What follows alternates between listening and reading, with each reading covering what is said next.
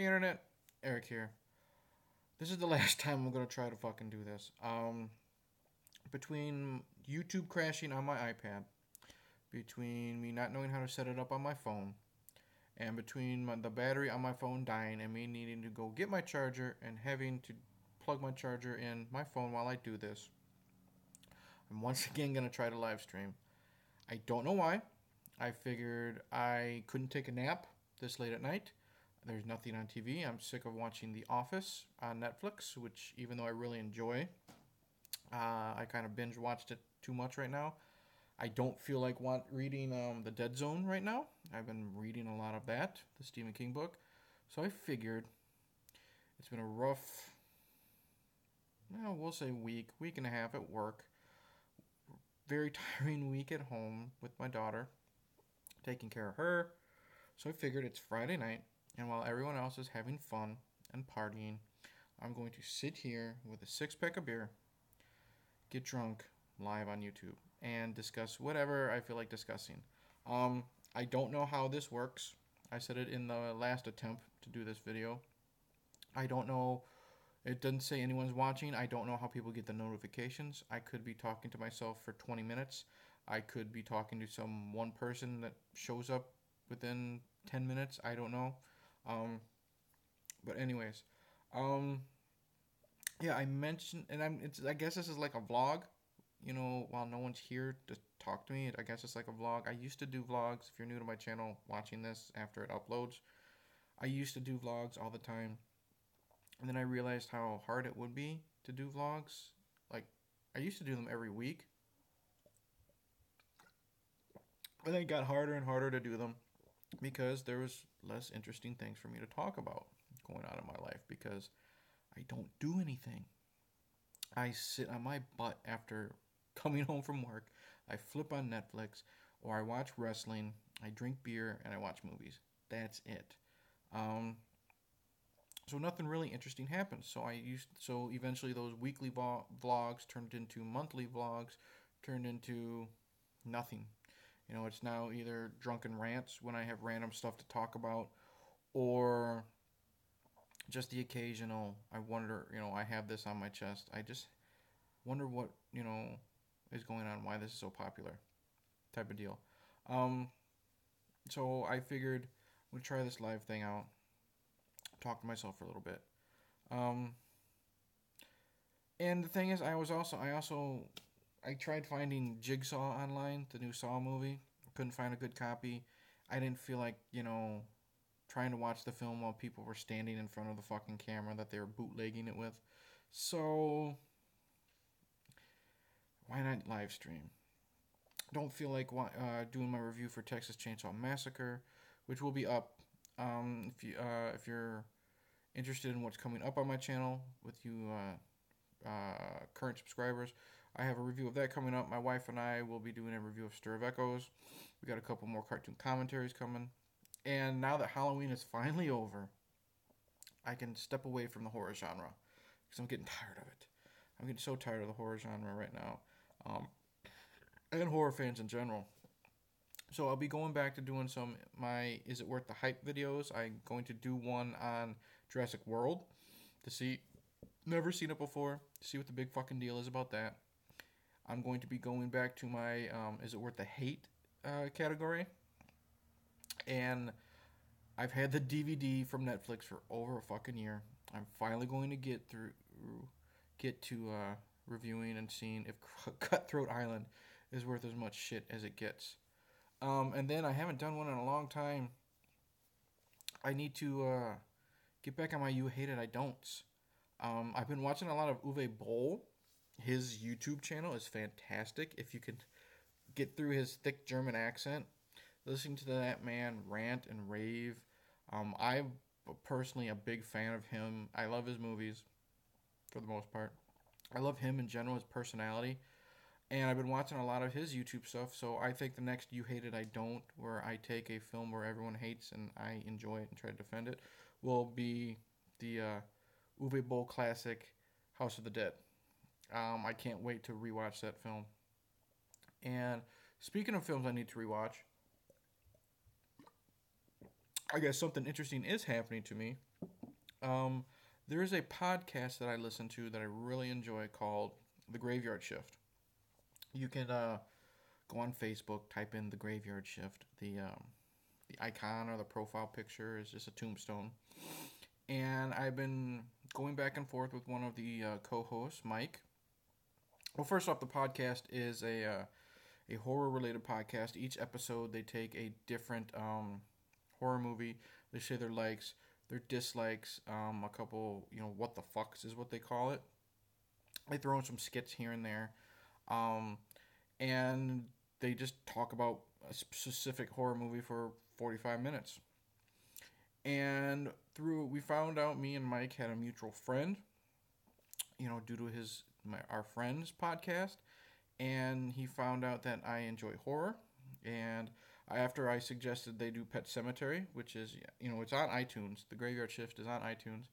I have been invited to be a guest on their podcast. I'm going to be recording it Tuesday night. Him, and his co-host will be discussing the original Poltergeist, which I'm very excited to do. Podcasting is fun, and I've been a guest on a few. Um, my buddy, the mutual friend of Mike's and mine, has a bunch of podcasts. His name is Gary Butterfield.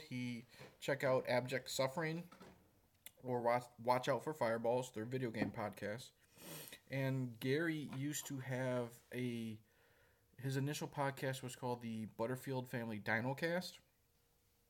Basically, it was just an excuse for us to get together, drink some beer, and either discuss video games or movies or random shit, whatnot. And it's fun. It's just a way of getting together and bullshitting with your friends. And he eventually went on iTunes and stuff like that. So, train of thought. Oh, so that'll be cool. I've been on a couple really bad podcasts. Let's just say it was called The Wolfpack Presents. With a couple really boring, horrible hosts. Not my, best moments. But it was something to do. Talk movies. So, but I'm very excited for this Tuesday because if you're new to my channel, I think the very first movie I ever reviewed here was Poltergeist. And I'm so excited. It was one of my favorite horror films of all time. And I'm very, very excited to be a part of this and actually discuss a film that I truly love. For so many reasons. I mean, yeah, sure it's dated, but it's just, like I said, I just love bullshitting about movies. I have been challenging myself to read all of Stephen King's books in order. And I'm currently in the dead zone. I am on page 167 of 400 and something. It's a really easy read. I'm really enjoying it. I read it in high school, and I remember really enjoying it then. And I can't wait to get to Pet Cemetery soon, because that's probably the only book I've read more than twice out of any book that I've read. Dead Zone is really good. It's one of my favorite Stephen King adaptations when it comes to film. It's not a horror film. I mean, a lot of people forget that it's a David Cronenberg film because it's not body horror. There's no like disgusting moments.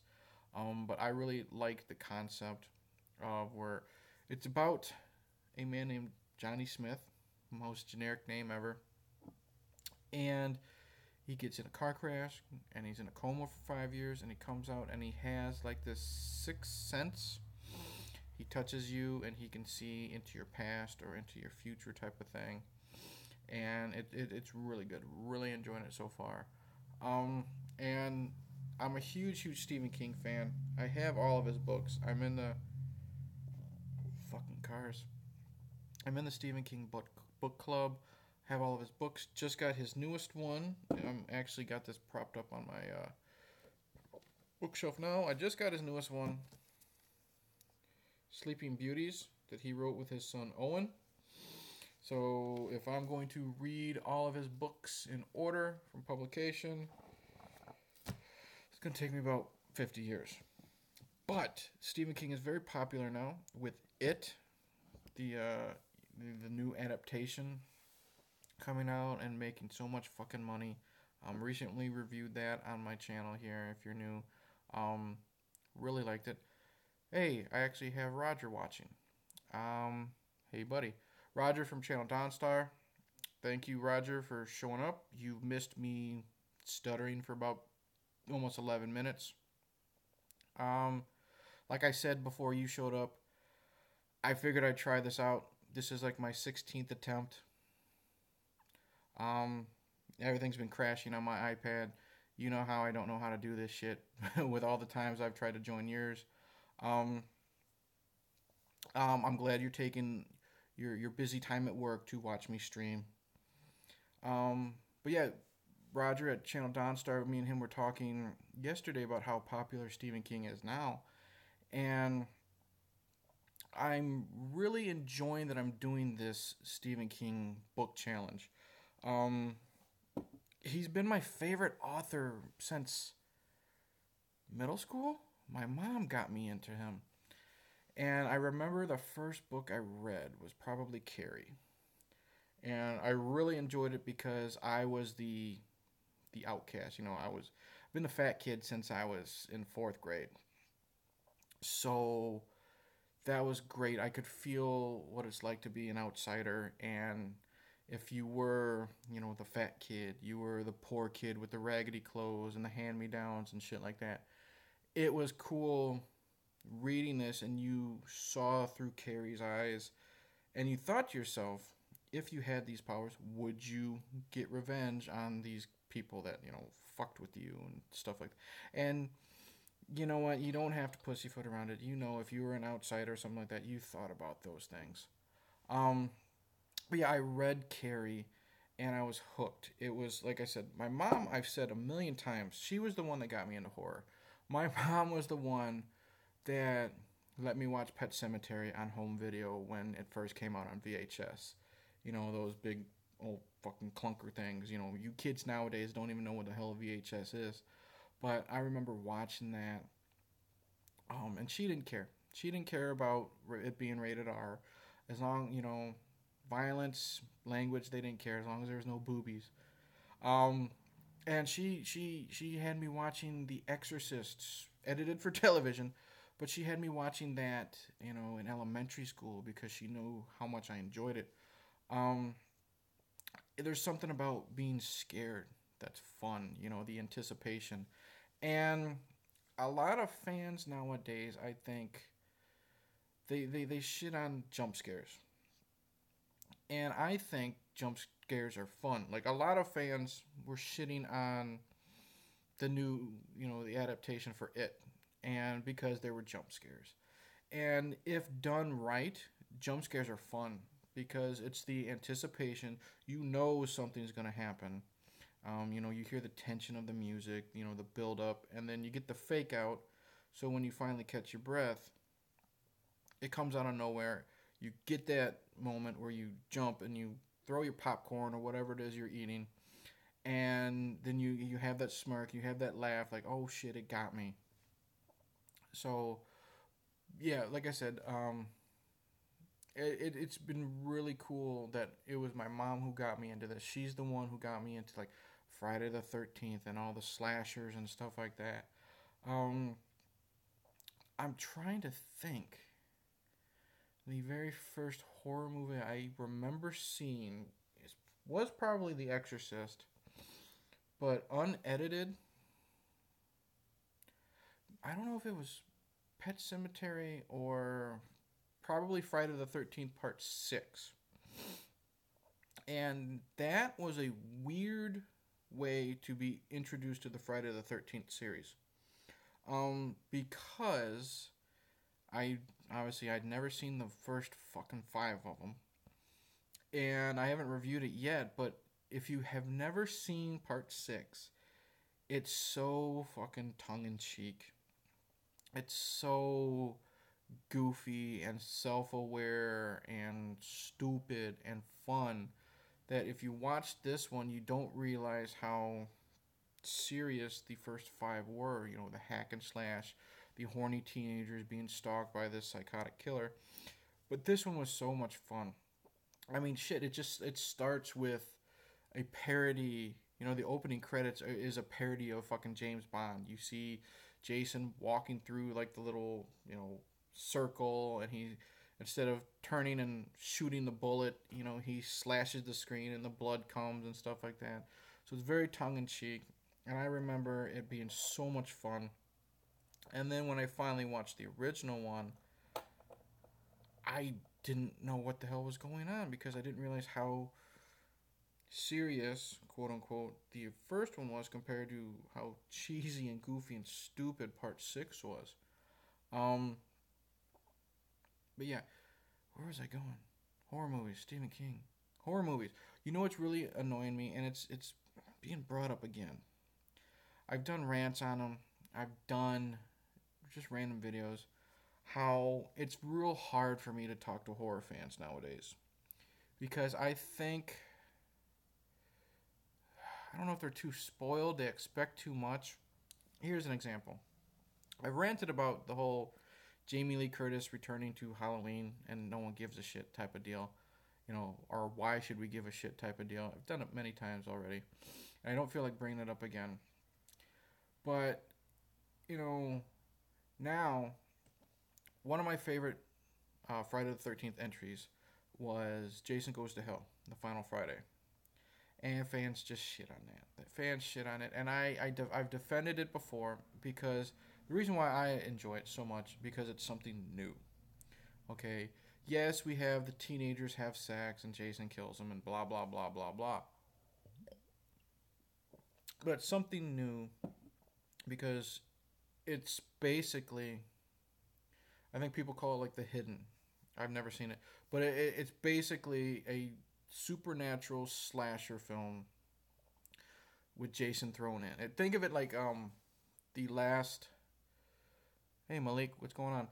Think of it like from Hellraiser 5 to Hellraiser 9 or whatever. Someone took a script that had nothing to do with the series and they threw in a popular slasher character.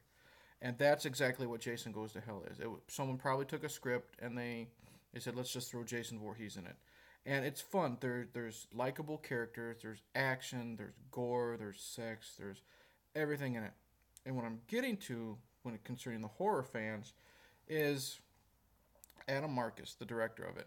He recently came out and he said that Jason is a deadite.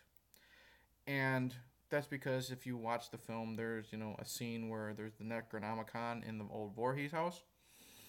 But what gets me is how horror fans nowadays, they're the first to jump down someone's throat and say how something's fucking stupid and this and that without reading an article. They'll just read a headline and they don't realize that Adam Marcus is just trolling people. He knows that his film, other than maybe Jason X, is probably the most hated one in the franchise. And he blatantly said that Jason is a deadite. It takes place in the same universe as The Evil Dead. Even though in the commentary, he basically said he found the Necronomicon on another set and threw it in there because it would be cool. But all these fans are shitting on Adam Marcus and calling him a tool, calling him stupid, and saying that just because, he made a Friday the 13th film doesn't mean he knows what he's talking about. But the thing is, though, these people, instead of actually reading the article and reading what he said, they can't tell that he's poking fun at them. He's trolling them. And I love it. I've talked to Adam Marcus many, many times, and he appreciates, the few fans that Jason Goes to Hell has, but he knows its reputation. He knows everybody shits on it. He knows everybody but me hates it, and I love how he's finally trolling these fans, and these fans need to be trolled. They need to be told to shut the fuck up. Just sit down and enjoy a film for what it is. People are too damn serious nowadays. Um, I've said it many times. Like when a movie gets remade, when a movie gets remade, before it even comes out, before you even see a preview, it gets shit on. And I've said it many, many times. Say what you will about the Nightmare on Elm Street remake. Um, Indie Phantom. Hey dudes, good to see you. Eric, Downstar Malik. Hey, welcome, Indie Phantom. Um, uh, what I was saying is, say what you will about the Nightmare on Elm Street remake. Um, this movie was shit on before it even came out. Because, why remake a classic? You're ruining my childhood. Your childhood isn't ruined, okay? Because you still have it on DVD or Blu-ray or even fucking VHS. I still have the whole Nightmare on Elm Street collection on VHS in my basement. It doesn't ruin your childhood. You still have the fucking film. So, what I'm trying to get is these people shit on this film before it came out. And then they shit on Jackie Earle Haley before they even saw him in the makeup. Oh, no one can play Freddy Krueger but Robert Englund. Well, Robert played Freddy for fucking 7, 8 movies. I don't know what is there, 7 in the series plus Freddy versus Jason. That's the thing. Um, how can you shit on someone before you even see their performance? And then all these fans finally see the film, and what they say, Indie Phantom, Nightmare on Elm Street remake is in my collection, gets better with viewings. Thank you. The thing is, Jackie was shit on before they even saw his performance because all these people have hard-ons for Robert Englund. Whatever. Then a lot of these people finally see the film. Say what you will about how it's too similar to the original. Jackie, I think personally, was a great Freddy Krueger. And a lot of them changed their opinions, at least about Jackie. But then you still have these purists or whatever that say that Robert's the only Freddy. Well, I'm sorry. Robert is not going to be Freddy anymore. The man is pushing 60. He said it after Freddy versus Jason. He's too old. The makeup affects his skin too much. So he's never going to don the makeup again. And even he himself has praised Jackie's performance. And that's just what I don't like. I don't like how all these people shit on a film before you see it. And I was guilty. With The Dark Knight. I'm a huge Batman fan. And I put my foot in my mouth when Heath Ledger was cast as the Joker because I only known him as a pretty boy. From A Knight's Tale, or one of my wife's favorite movies is 10 Things I Hate About You. So I'm thinking to myself, how could this pretty boy be the Joker? And he blew me away. He's the only reason to watch The Dark Knight. And then, yes, if you're watching out there, if you're any of you Christopher Nolan purist fans out there, I'm sorry, The Dark Knight was boring when Heath Ledger was not on screen. I've gotten into so many arguments, and I'm going to keep stating my opinion. I love The Dark Knight when Heath Ledger is on screen. Other than that, it's incredibly boring. Now, after sticking my foot in my mouth, I always give a performance the benefit of the doubt until I see it. Everybody was shitting on Ben Affleck being cast as Batman. I don't remember Batman v Superman a lot, but I do remember enjoying Ben Affleck. So it's like like I said, going back to Jackie, it's the whole, you got to give the person the benefit of the doubt before you see their performance.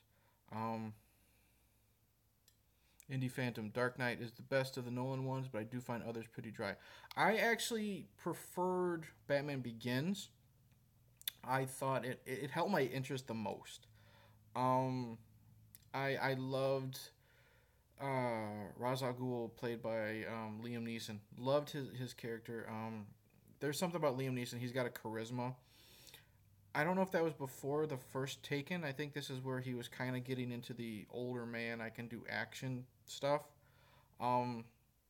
Like I said about The Dark Knight, if Heath isn't on screen, it bores the shit out of me. I don't. Batman didn't need to go to Japan to take down this Japanese mobster. It's too. You can cut out a half hour of that film. Um, it was before taken, I think, by a year or so. Okay, that's good. And then we got The Dark Knight Rises, which was just a mess for a lot of it. I loved what was his name? Tom Hardy's Bane.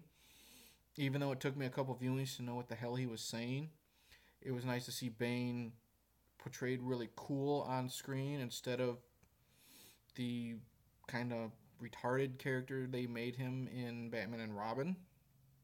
But other than that, um, I couldn't find anything that I really liked about The Dark Knight Rises except for those nice camera shots Christopher Nolan gave us of Anne Hathaway riding the Bat Cycle. But that's just me. I'm one of those guys. Those series usually totally missed by the third film, Spider-Man, Iron Man. That's true. It's weird. I saw this on Twitter today. There was a post saying because someone was shitting on X-Men 3. And they were saying, why is it with trilogies the third one's always the worst? And they're trying to think, can you think of a film where the third one is probably the best of them?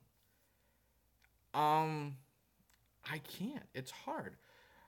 Someone threw out Indiana Jones. As great as The Last Crusade is, and it doesn't have to be a trilogy, just a sequence of films where the third one isn't the worst, or is maybe the best. Someone threw out Indiana Jones and The Last Crusade. As much as I love that one, I love the chemistry between um, Sean Connery and Harrison Ford.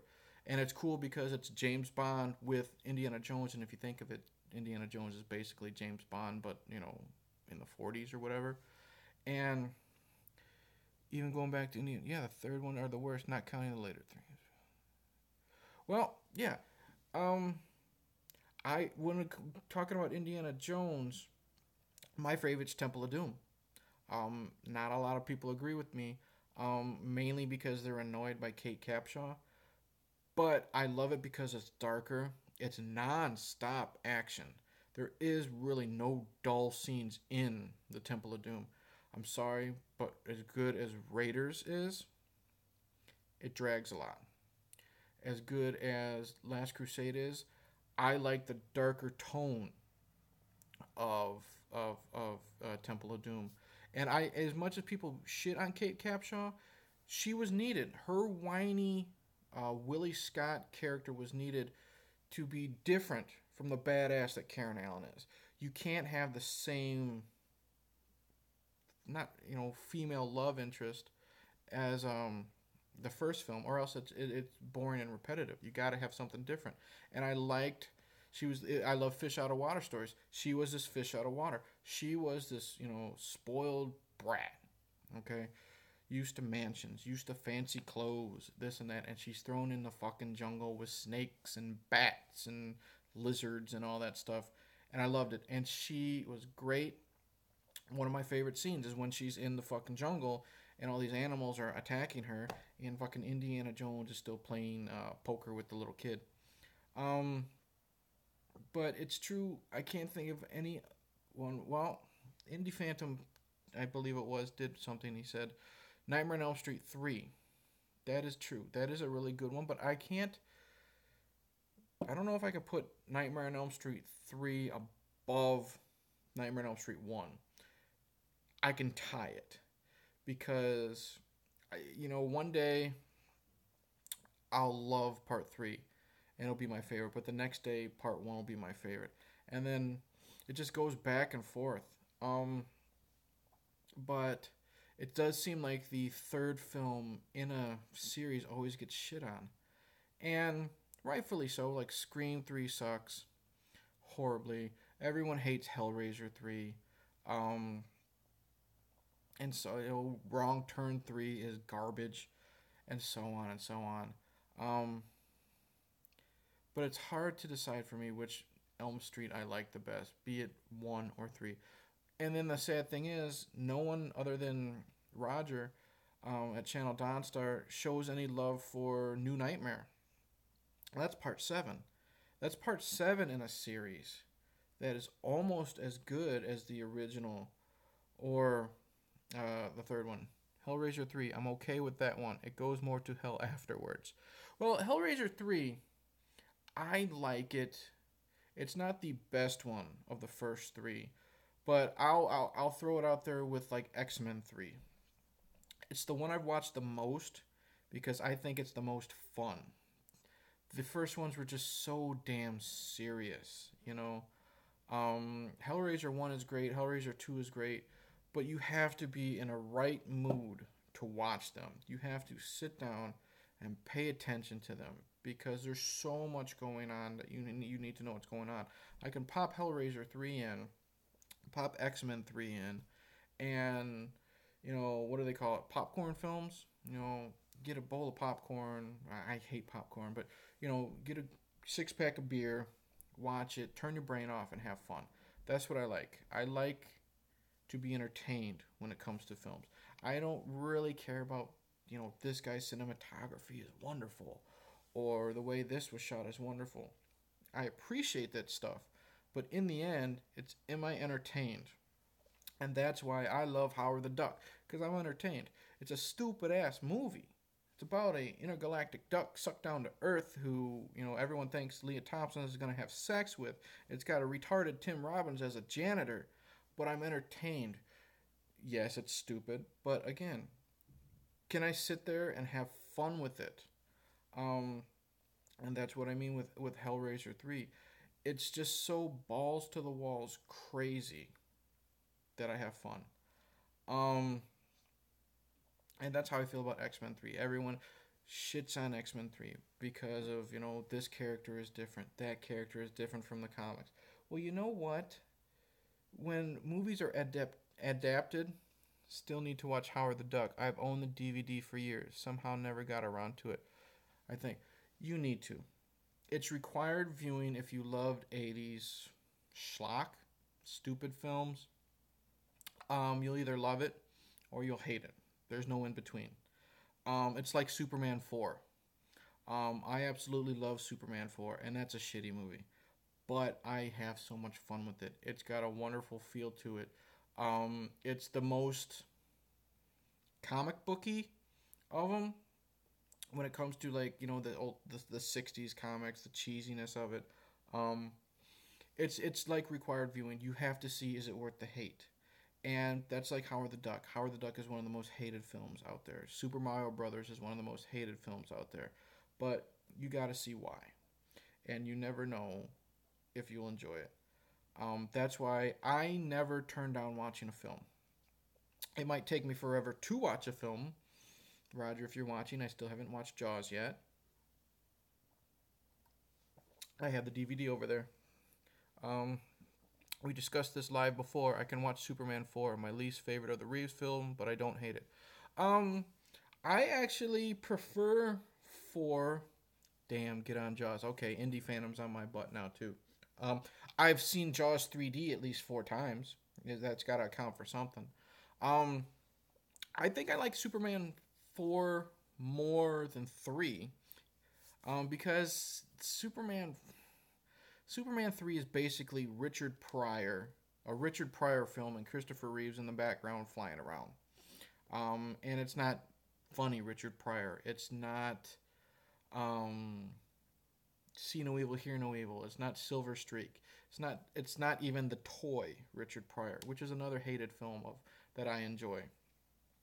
Um, but yes, I'll get on Jaws. I still have to get on so many films that Roger's been threatening me about. But I finally watched Freaks, Roger, so you can't give me shit about that. Um, yeah. And in the end, I've been rambling a lot. That's what is really important. 3 is messed up, but I love it for some damn reason. I love the ridiculous title sequence, bad Superman, and the video game nonsense. You know what? You know what about Superman 3? I don't know how old you are, Indie Phantom. We've done some live streams together.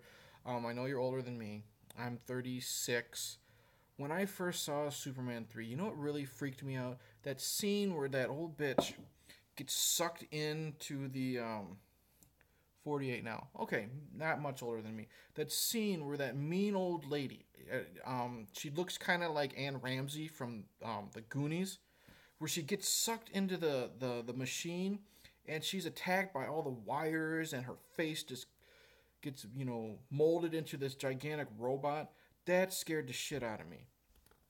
And this is coming from a guy that, I'll tell you what, I watched Poltergeist at a young age. I watched Pet Cemetery at a young age. Those movies creeped me out. I don't know what it was. I was never really truly scared of those films. I was just more creeped out. When I was a kid, I was fucking scared when that old lady was sucked up in that computer and turned into that robot. I don't know what it was. But yeah, Superman 3. You gotta be in the right mind frame to watch that one. And everyone shits on 4. And it rightfully so. Yeah, I'm going to get back on the You Hate It I Don't track. I mentioned it before anyone started watching. Pet Cemetery. Last time I saw it, I was ready to put it in my all-time favorite horror flicks. Actually, it is my all-time favorite horror flick. I think some of it has to do with nostalgia.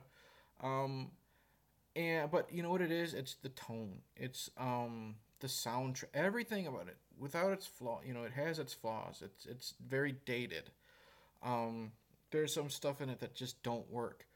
But it's the feeling you get when you watch it from the very beginning, with the opening shot, of all the little tombstones, and you hear the kids reading, the words on the tombstones for these dead pets, mixed in with the soundtrack and the kids singing in the background.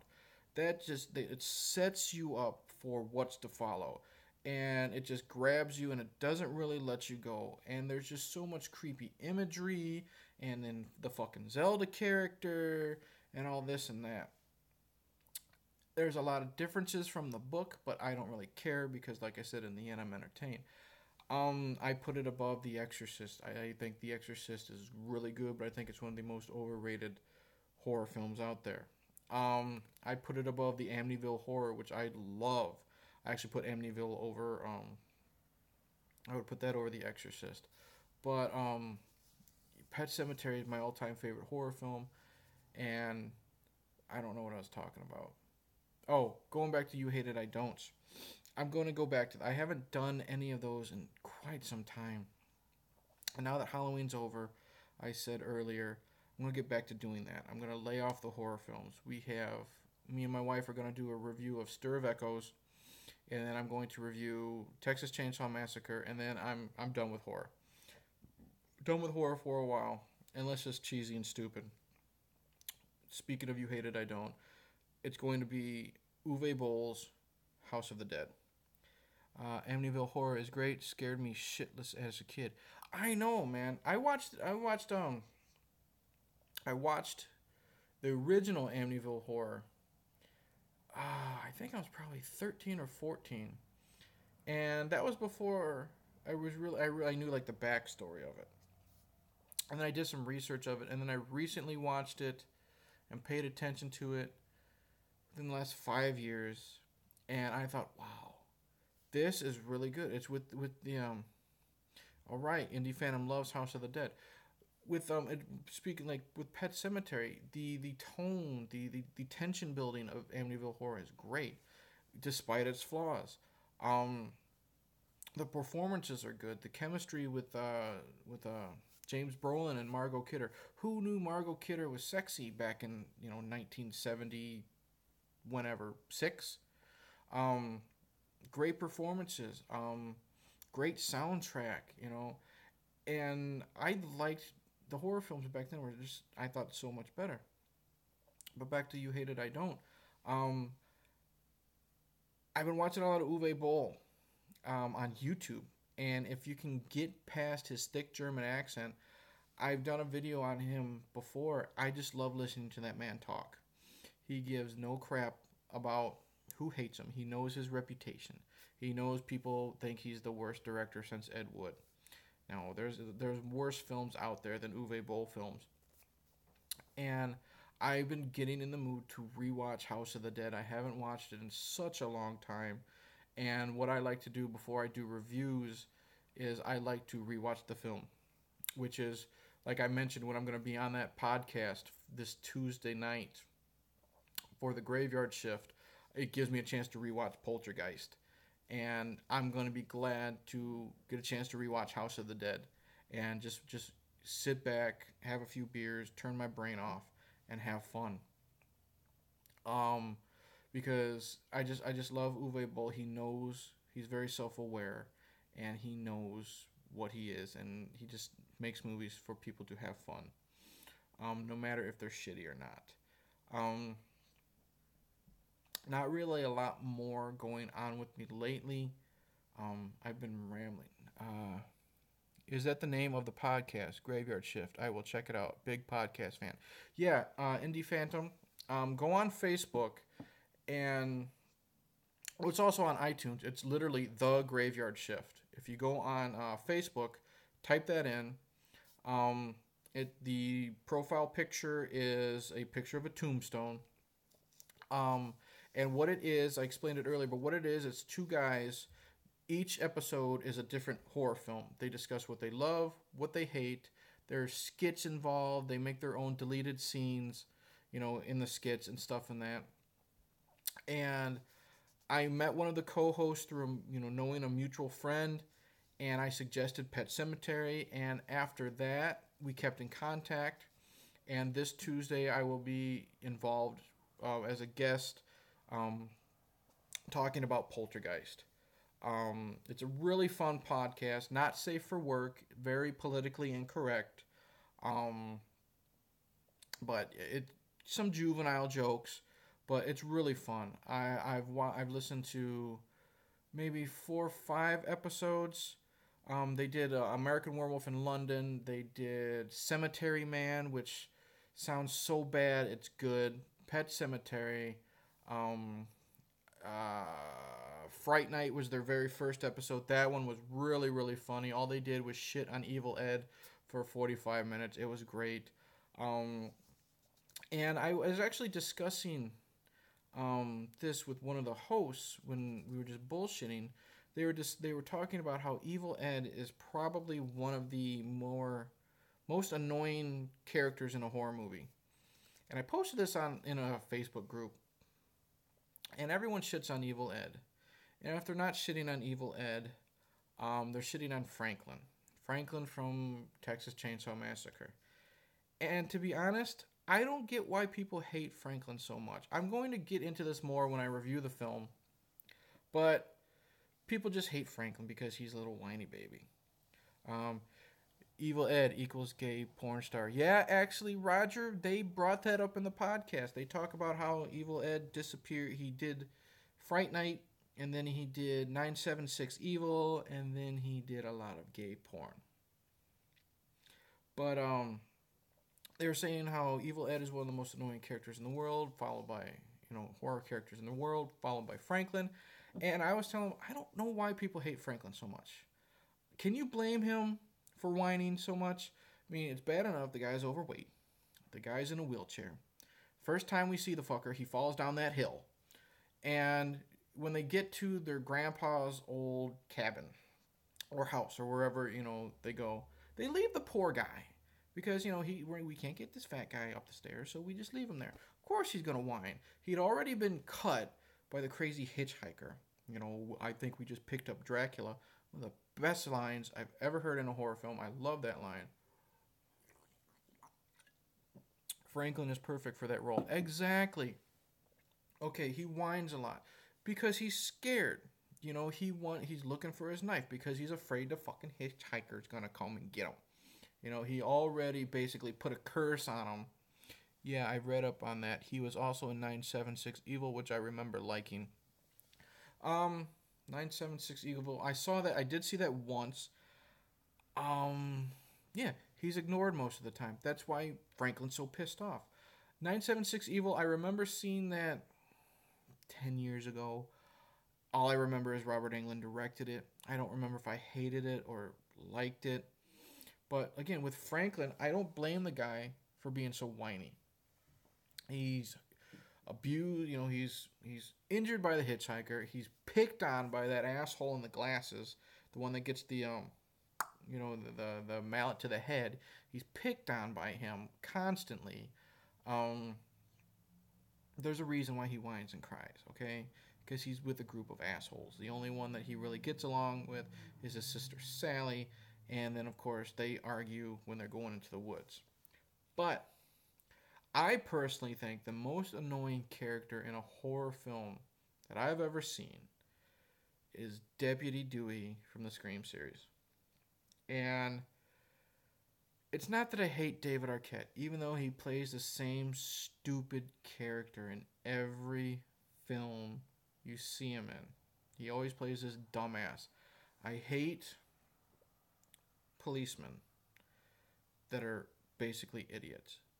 Um, there's no way Deputy Dewey would have gotten out of police school or police academy. He belongs in police academy with Gutenberg.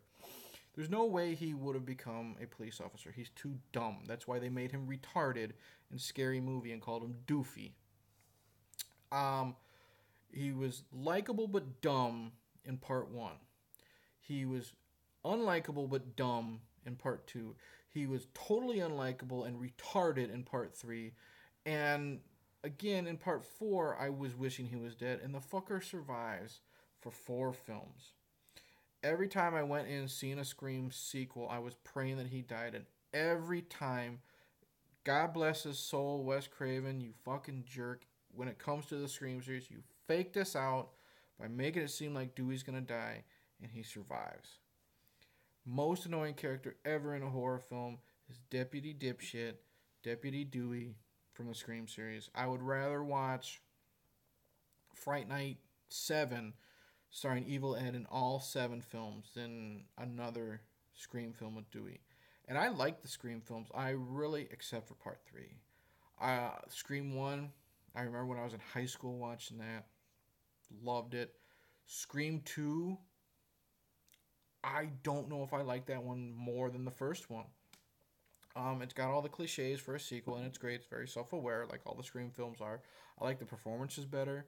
I love the. If you haven't seen it, I'm not gonna reveal who the killer is. I liked the how obvious and then how not obvious it could have been. Because I saw it coming, but I didn't see it coming, type of deal. The writing I thought was better. Um, the characters were more likable, except for Dewey. Um, yeah.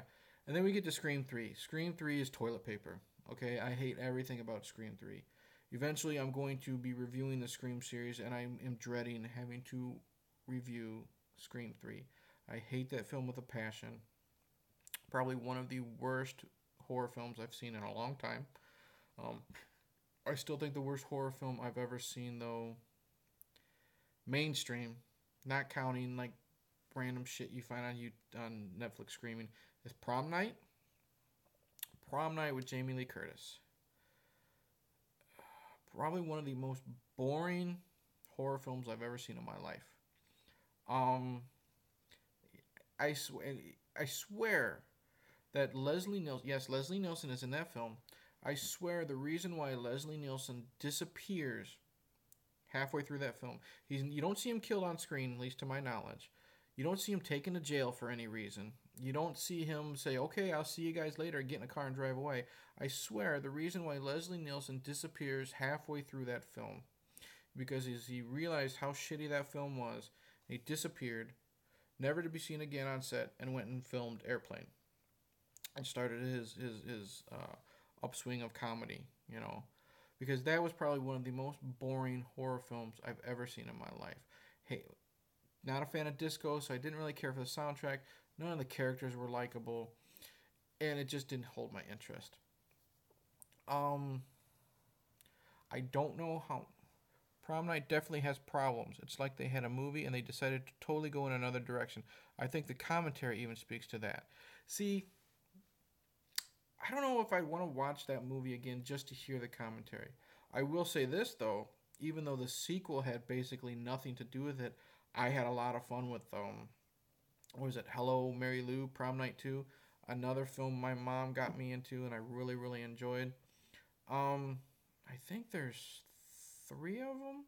I haven't seen the third one, and I know there was a remake which I won't watch because it's the MTV crowd. Um, where am I going with this? I don't know. Um, Prom Night, horror sequels, Deputy Dewey. Oh, well, like I said, I recently watched um, Stir of Echoes. We're gonna do a review of that with my wife. Um, Sequel is great and has such a better feel. I have 3 and 4, but haven't watched past 2. There's a fourth one. Oh, Jesus. Um, Rewatch Stir of Echoes. We're gonna be doing a review of that, and then we started Dracula 2000, and obviously that came out in 2000. It was directed by Patrick Lussier. If I know his name only because he worked with Wes Craven a lot. Um, let's see here, and Wes Craven presents Dracula 2000. That was a fun one. We got about halfway through, and then we fell asleep. Not because we were bored, but because we were tired. That has a really, really big, recognizable cast. And we were surprised at how many recognizable people are in that freaking film. Um, it's nothing special. I mean, what we saw was fun. Danny Masterson's in it. Sean Patrick Thomas from Save the Last Dance and all those teen movies is in it. Lachlan Monroe, the guy with the baby dick from Scary Movies, in it. Um, Jerry Ryan from Star Trek is in it. And Dracula is played by Gerard Butler, a pre 300, shoulder length, curly haired Dracula. Totally unrecognizable. Blew me away. He knows what he's in, and he's having fun. It's a fun, cheesy 90 minutes. We might review that. We're going to go back to our cartoon commentary soon. They're starting to finally take off like crazy. We recently did one on something called Fang Face, which is basically Scooby Doo but with a werewolf. That's taken off like crazy. Roger, if you're still watching, I still have Gilligan's Planet saved to my iPad. I'm gonna try to find some editing software to try to edit that to get it on, because Gilligan's Planet was something. If anyone watching does not know what Gilligan's Planet is, it's basically Gilligan's Island, and for some reason they were put on another planet in outer space. And what happened was it got my first copyright strike. The video was taken down, and that's why we hadn't done any cartoon commentaries for like 3 months. So, but the review has to be seen. So I'm going to try to find some editing software.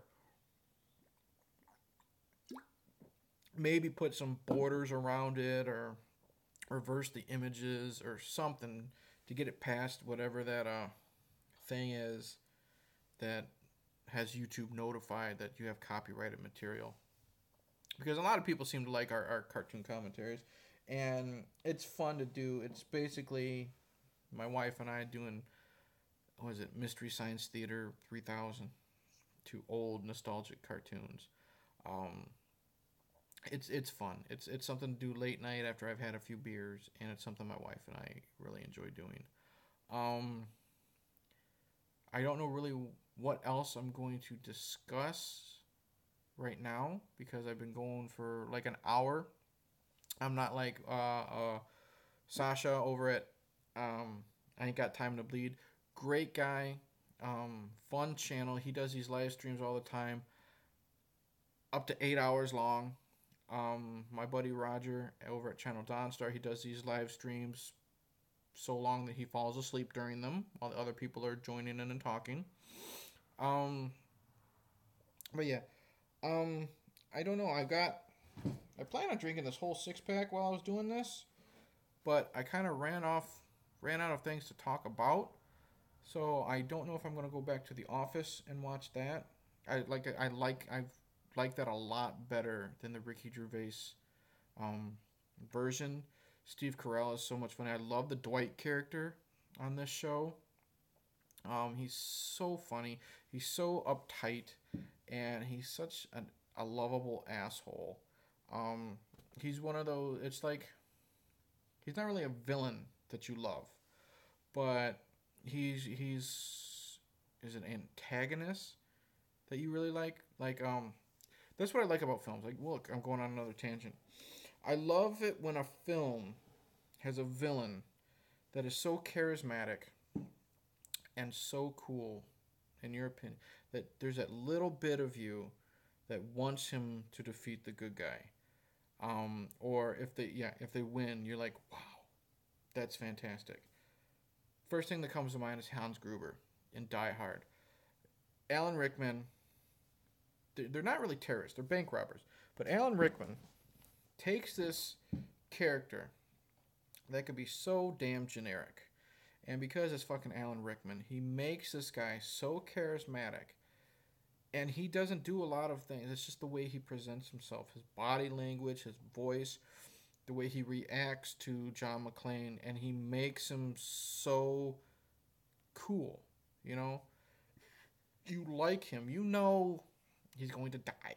You know Bruce Willis is going to save the day.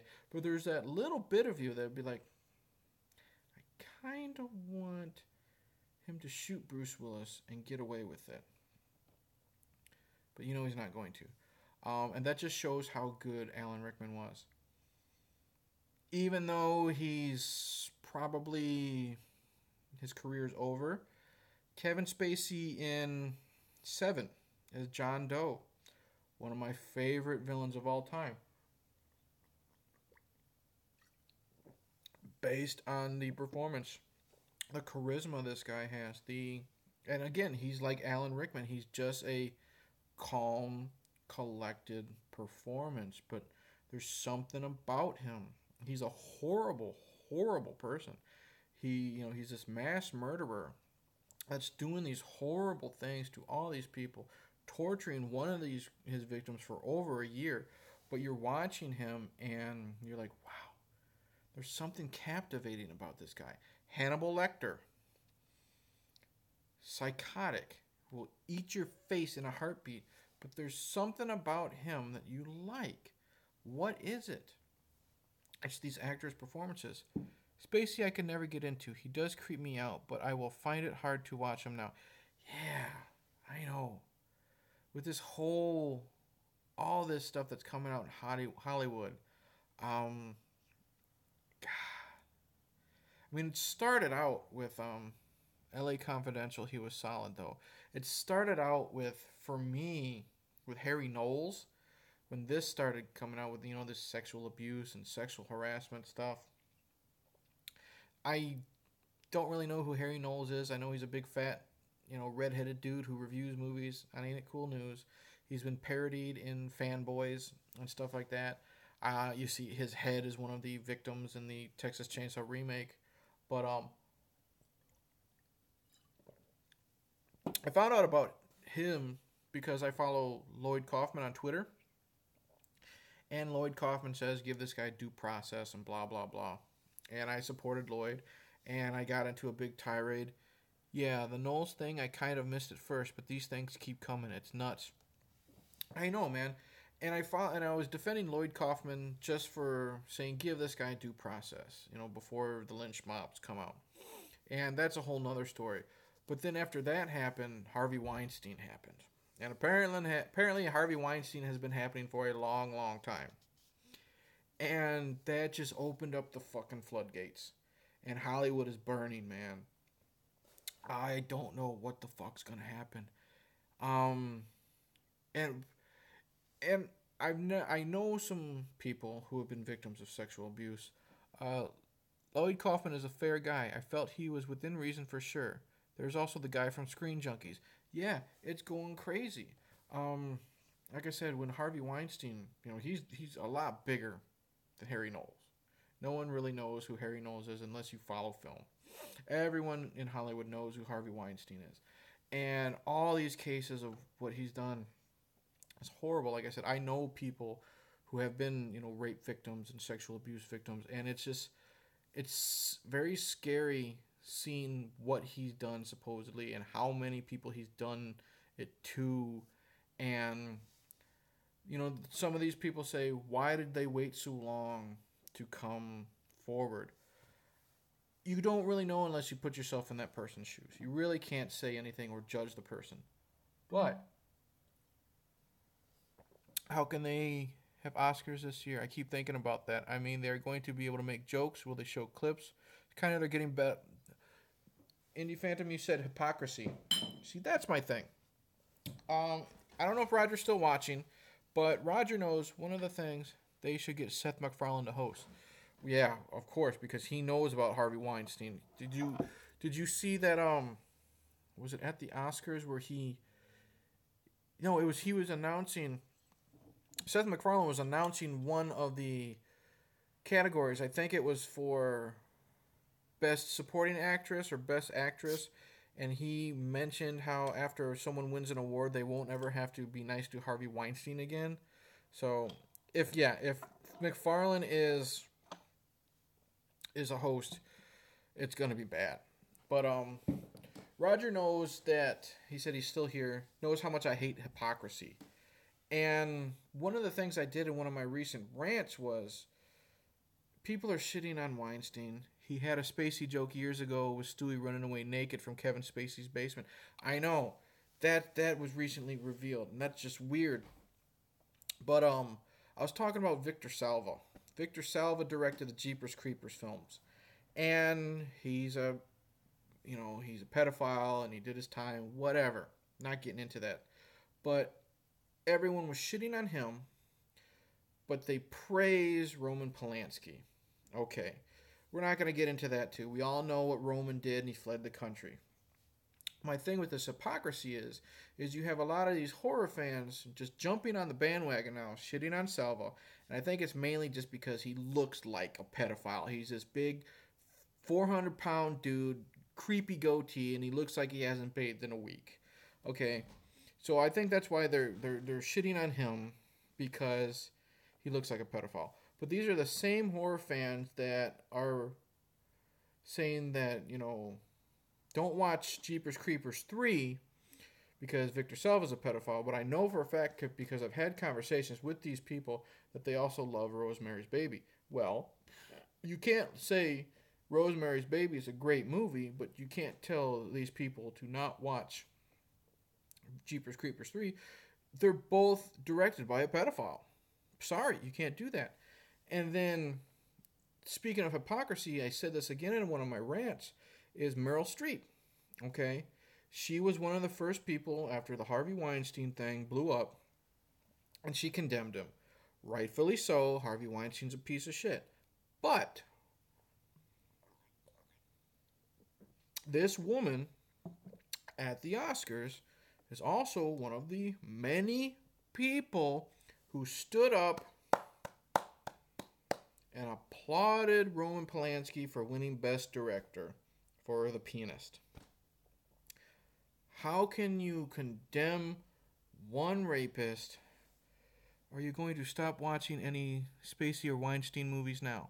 Well, first, how can you condemn one rapist for doing it, but you praise another? You cannot do it. Rape is rape. You can't do that. Am I going to stop watching Weinstein or Spacey films? Probably not. Seven is one of my top 2 movies. My favorite movie of all time is The Crow. My second favorite movie of all time is Seven. I love that movie way too much, dude. Knowing what Spacey did, and especially because it was an underage boy, Anthony Rapp from Spacey will now be known as the guy who tried to molest one of the kids from Adventures in Babysitting. I don't think it'll stop me from watching Seven. I enjoy The Usual Suspects. Put it this way. Bryan Singer, supposedly molested boys. I love the X-Men films. It didn't stop me from watching them. I can easily separate the person from the film. A lot of people can't. I don't think I will stop watching those films, but I won't be able to keep stuff out of my mind. Watching the opening of Grindhouse, and it's weird seeing McGowan stripping and then crying. Ah, but here's the thing. I recently read about this, okay? Indie Phantom said that. Happens after Weinstein names appeared ironically. And what for one, film is one thing, real life is another. Here's the thing, Indie Phantom. I recently read this. Speaking of Rose McGowan in Grindhouse and Planet Terror. I don't know about Death Proof. I haven't watched that since theaters. Maybe once since theaters. It still bored the hell out of me. Robert Rodriguez directed Planet Terror. Robert Rodriguez, at the time of Planet Terror, was, I don't know if they were engaged yet, but was dating Rose McGowan. I don't remember what year Planet Terror came out. It was after 2000. I know that. I believe she said she was raped by Weinstein in 94. And apparently she signed some agreement or some shit like that. 2006. Came out in 2006. Apparently she signed some stupid agreement where she would not name his name publicly. Something like that. But Robert Rodriguez knew about this. This what really made me like it. Not like it, but like this story that I'm going to. She had told Robert what happened. Well, Robert purposely put Rose McGowan in a lead role in a Weinstein film as basically a fuck you to Weinstein, knowing, telling him, I know what you did. She's still gonna be the lead lead, actress in my film, even after you raped her and said if she goes public, she'll never have a lead role again. So it's basically Robert saying, fuck you to Weinstein. My girl is going to be the lead role in a film you produced. And it's a film where she kills a wannabe rapist played by Quentin Tarantino. So I think that was a really cool, screw you to Weinstein. But like Roger said, I don't know if this is uploaded. The comments are uploaded after I'm done talking. But Roger said, film is one thing, real life is another.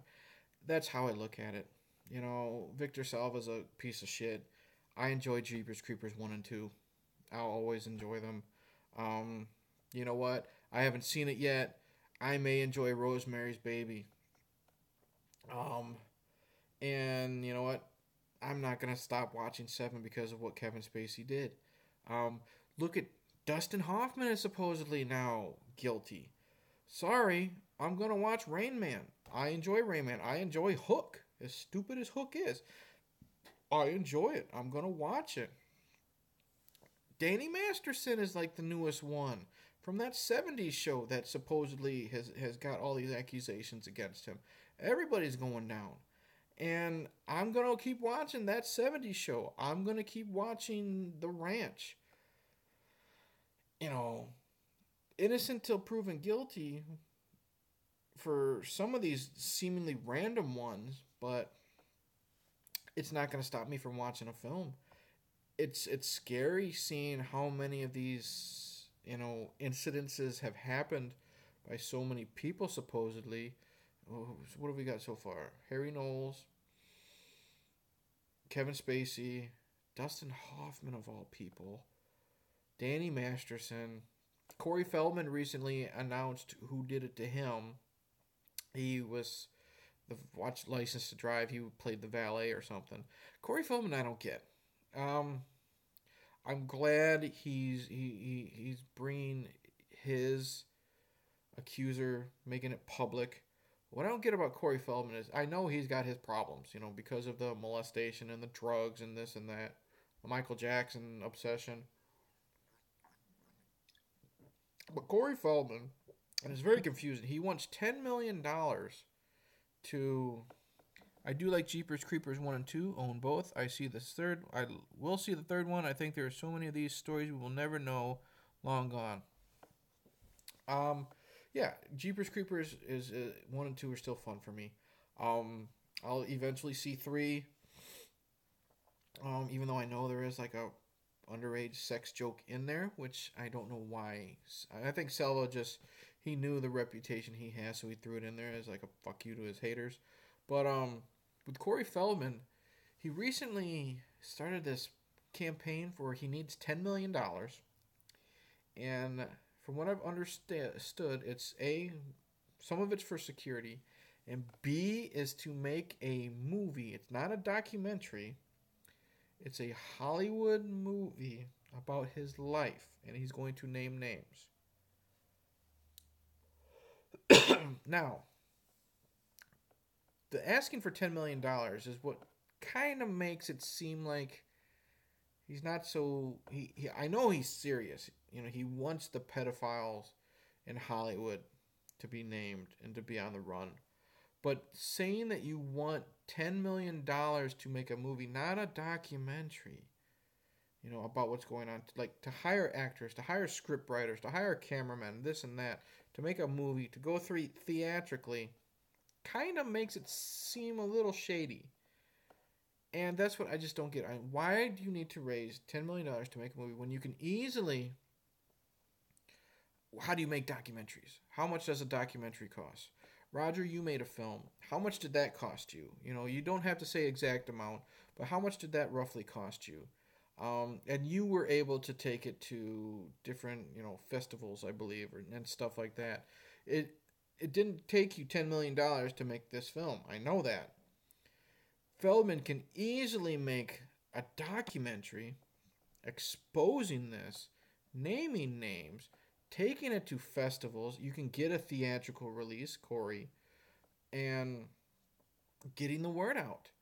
Now, if you need money for protection, fine, but $10 million? I don't know. He's saying his life has been put in danger, and I'm sure it is. Because, you know, Hollywood has its secrets. It has for years, but you can make a decent doc for very cheap. Down Low was only $900. There you go. My buddy Roger has made a film called On the Down Low. Made it for $900. It's on DVD. You know, it went to some festivals, so you can make movies easily for the cheap. You don't need $10 million. So what Corey should do, he should get. Let's just say he wants to raise even 100,000, which he's already gotten. Put that into a documentary. Expose these people. Talk about how you grew up. You can hire some independent actor looking for work, glad to work for fucking catering and $50 to be in a film. And you can still get the word out, name your names, and hopefully stop this. But that's what I don't get. That's what, when he's asking for $10 million, and I've said it like 300 times already, when he's asking for $10 million, it makes it seem shady, which I don't think his intention is, but I don't think he's thinking straight with this. But it's weird seeing Hollywood go down now. Plus, with everything with video recorders like phones, you can do it all yourself for practically nothing. That's right. You know what? He has named a guy now who he also mentioned in his book. Yeah, he named a guy. He couldn't name him, he said, legally in his book, but he named him. He worked with him in Dream a Little Dream, and he worked with him in License to Drive. I never saw Dream a Little Dream, but I went on IMDb, I searched this guy's name out, and he plays a valet in License to Drive. And that's who one of his molesters was. Anyways, I helped make, which never got finished, a zombie movie with my friends. We had no budget. I played a dead body. My face was painted with Halloween makeup. We used, regular paint for blood. One of my friends got his guts ripped out. We used stewed tomatoes that we got from the Salvation Army. You can make a film with no budget. Look at Uwe Boll. And you can get the word out. But I was saying, what was I saying? Most of the people that were mentioned in abusers in the books were like these pretend agents, hangers-on that often supplied drugs. Feldman was too stoned to know who was around him. I know, and it's tragic. His book is damn entertaining but disturbing. I have that actually on my wish list. I I like to read about not necessarily like molestation and creepy shit like that, sad stuff, but I like to read about the disturbing dark side of like Hollywood. I like to read about I have a lot of autobiographies from porn stars because I like to read about the disturbing dark side of that, the drug abuse and this and that. And if it's well written, I like reading that type of stuff. And um it's sad because now Feldman is in a feud with Corey Haim's mom because Corey Haim uh, was molested the same time as Feldman was, and I think his molester was named. I believe it was the guy that played Joey in. Well, there's rumors that it was Joey, the guy who played Joey, the special guy with the candy bar from Friday the 13th Part 5, Dominic Braza. Speaking of porn stars, Feldman talks about getting a PJ from Ginger Lynn when he was 15. Well, there you go. Ginger Lynn, 15 years old.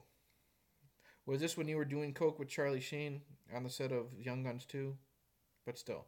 Um, Dominic Braza, I believe, was the one that was doing it to Haim. And once that came public, Dominic just disappeared. But Feldman and Haim's mom are now feuding because his mom has got the same mind frame that I think I have. Is that if you want to name names, Corey, good. You don't need $10 million to do it. Um, yeah, but Corey Feldman he's one of those guys that's lucky to be alive. I'm sure he's scared for his life, but you know what? If you feel this is something that needs to be done, do it. Because think of it this way: what if? What if Corey, you never get your $10 million? What if Corey? The more you wait to get this $10 million, I don't even think he has 200,000 yet. I follow him on Twitter. He retweets like crazy. I don't think he has 200 million yet. 200,000 yet. But think of it this: you're waiting to get $10 million. And you say all this molestation is still happening. What's happening to those kids now while you're waiting? You're only at 200,000. It's gonna take you fucking 20 years to get $10 million. Maybe you do a search on Hollywood pedophiles on YouTube, and you'll find a few documentaries that are pretty revealing. I bet. Um, it's. I was going to do just one of my random YouTube videos, and I was going to call it Burn Hollywood Burn because it seems like Hollywood is just going to burn to the ground right now. But now that I'm doing this live stream, I don't have to. Um, I'm wondering who's next. I'm wondering. And see, here's the thing about Kevin Spacey. Here's the thing. I posted it on my Facebook page, Raj. I don't know if you've saw it because I know you've had internet problems lately. When the Kevin Spacey thing came out, it seemed like a deflection because when he was accused of this, he did this apology. He said, "I apologize to Anthony Rapp, blah, blah, blah. I was drunk 30 years ago." You know what? If the man did something 30 years ago, if he was drunk, I don't know if he would have remembered it or not, but if it's something bad like that, I think he would have. But then he used that as the time to come out of the closet. Now, I have no problem with a person's sexuality. I am friends with people that are homosexual, bisexual, straight. I have no problems with any of that. But I thought that was the wrong time to admit or officially come out of the closet because now it seems like it's a smokescreen. You're trying to deflect. Instead of, people like, oh my gosh, he forced Anthony Rapp, he took him down on the bed and fondled him or whatever it was. Now they're going to be like, oh, Kevin Spacey's gay. It just seems like a deflect. And, more power to someone, especially in Hollywood, coming out of the closet. But this wasn't the time or place. You should have either just apologized and left it at that. Um, I'm wondering who the next one's going to be, and I think it's going to be a big celebrity. Remember how some sports trophies were taken back? Not that I care much about the Oscars, but I wonder if they will revoke awards. That would really shake up Tinseltown. Um, I don't know. I don't know. I doubt it. I doubt. Turn up your mic if possible, good sir. I'm using my phone, and it's propped up against a couple books. So I apologize if you can't hear. Here, I'll hold my phone. Maybe that'll work. I don't know. I'm not promising anything. I don't think they're going to revoke awards. Reason being, Roman Polanski. He raped the girl in the 70s.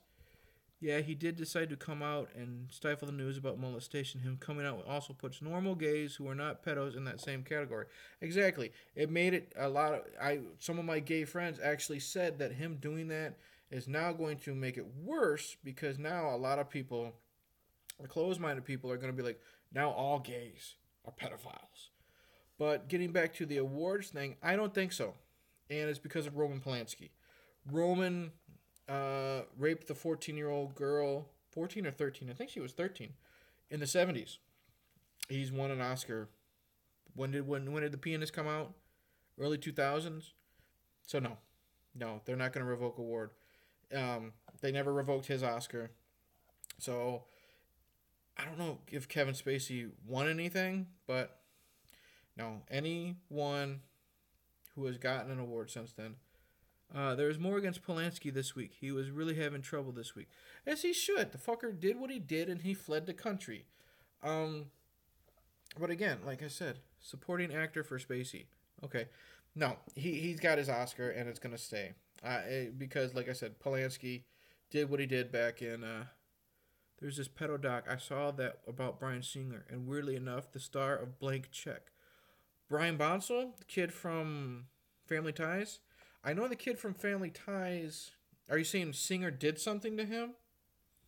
He had sex with a 10-year-old girl, Polanski. That is new info. Possibly.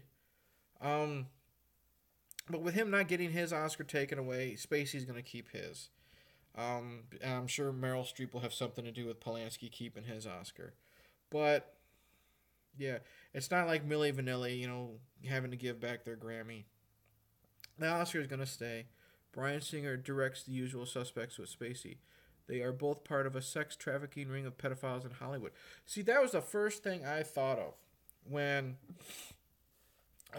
Kevin Spacey got in trouble. Is the mic audio better? I don't, since I've been holding it. No, Kaiser Soze. No. Well, that was the first thing I thought of when and it was a joke in bad taste considering the subject. One of my friends posted the Kevin Spacey thing, and I said he must have been. I turned my shit up. You are fine. Okay, then I'm just gonna rest my phone back where it was. The first thing I thought of was Spacey was hanging around Bryan Singer a little bit too much on The Usual Suspects, and it was a bad joke in bad taste, but it makes you think. Because Singer, when did that happen? I think it was around when Apt Pupil came out, or maybe before that. Because, yes, I know it was around Apt Pupil, the Stephen King adaptation he did, that where I found out about these allegations about Bryan Singer, because everyone made a big deal about Singer filming the boys in the shower.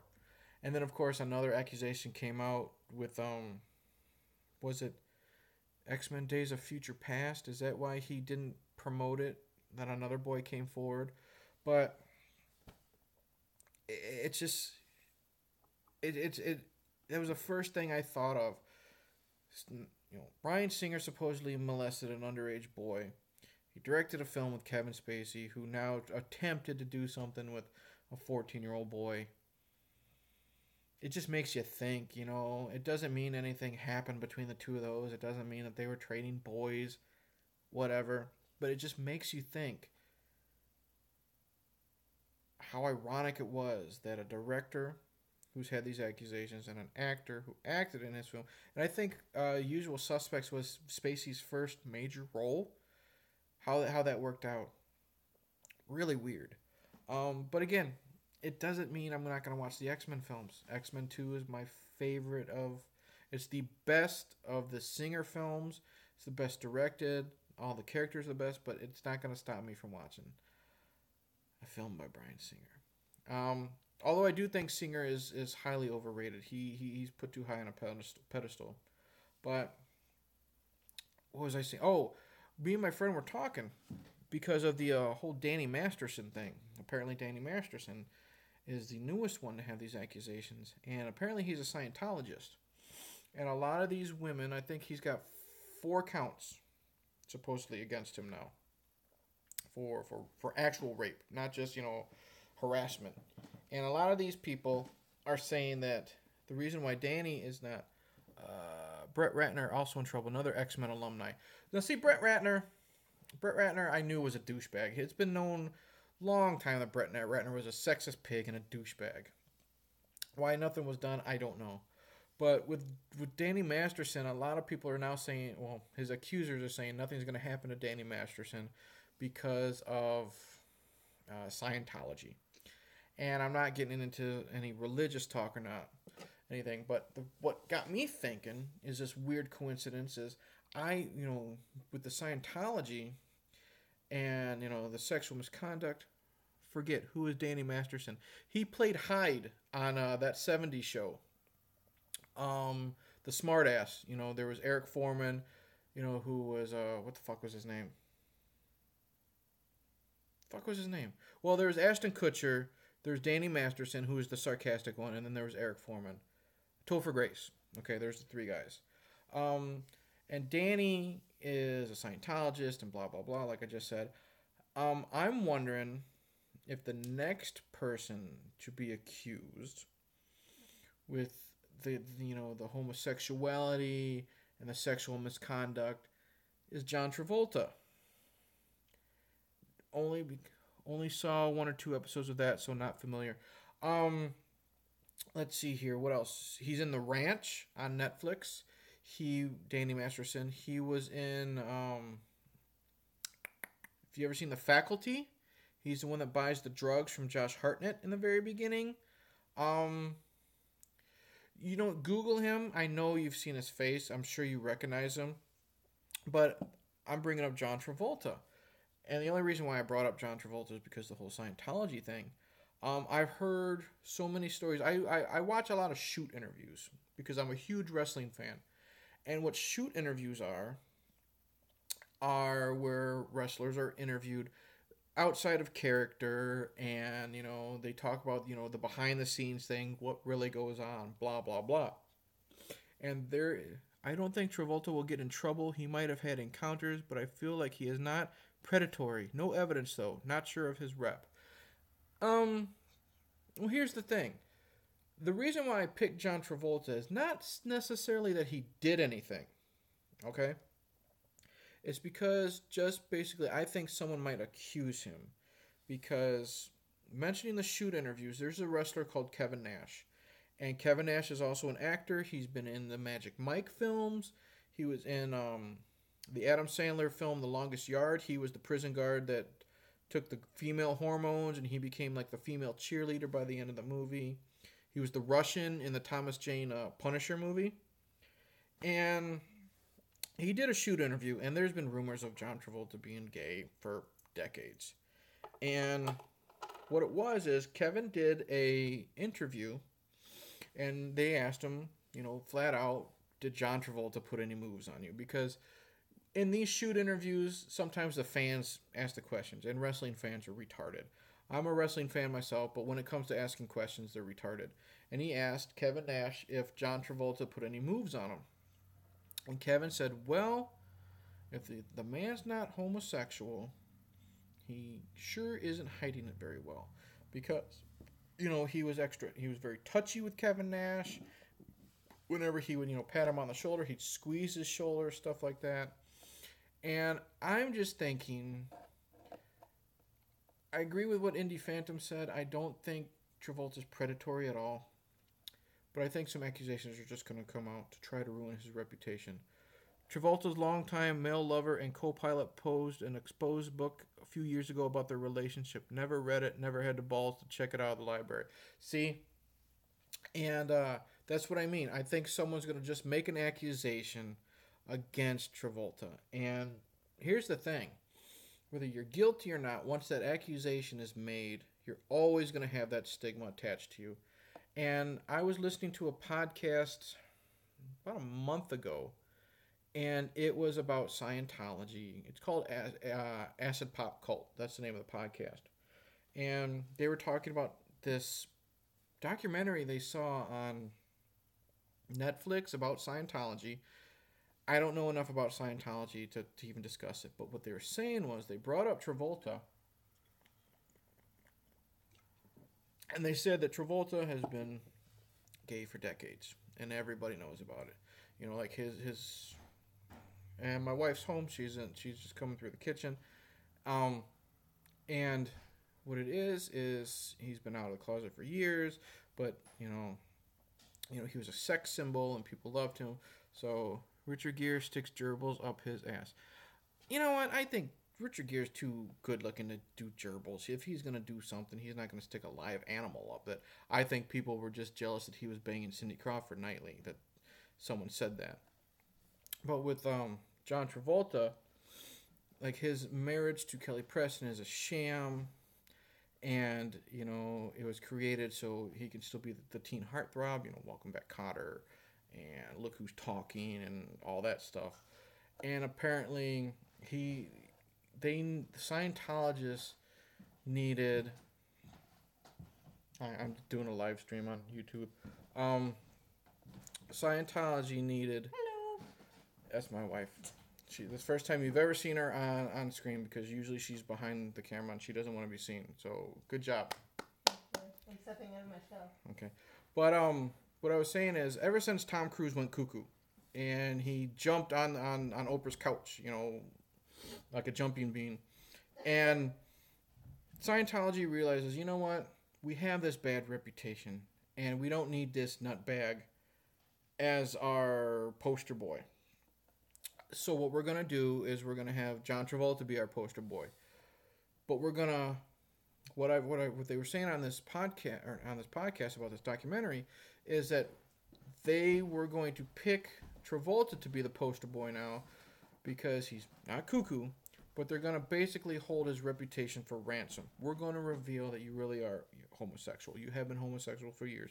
We're going to reveal all these, all these boyfriends that have been kept under wraps, this and that. So basically, his reputation is being held hostage. And that's why I think, now that all this stuff's coming out, I think someone's just going to accuse him of something. So he will be forced to come out of the closet and say, yes, I'm gay. Or the worst that he can say is just deny it. But Hollywood's going crazy, man. Dustin Hoffman, Hook. Of all people, Captain James Hook has been inappropriately grabbing people. What's next? You know what? I'll tell you what. I will shit my pants right here if tomorrow the nicest guy in the world, Tom Hanks, is the one that is accused. Because it's always the one you least suspect. Look, just had an apostrophe. Yeah. Just look at Bill Cosby. No one ever expected lovable Bill Cosby to be a date rapist. And apparently he's been doing that since the 70s. I listened to a podcast, Holly Randall, and she was talking to her parents, and her parents were swingers from England. And her mom talked about how back in the 70s she met Bill Cosby. And the first thing he did when he met her was he stuck his hand down her pants. Didn't even say hi or nothing. He just right down there. And she said, it's a good thing I was high on ecstasy because I drank one of his drinks and the ecstasy, counterfeits all those drugs. And I'm just like, wow, this guy really has been doing it, because her mom is no one I've ever heard of. She's not known in the mainstream media, but she's got nothing to gain from talking about Bill Cosby doing this. And she's already said, yeah, he did it. He did it to me.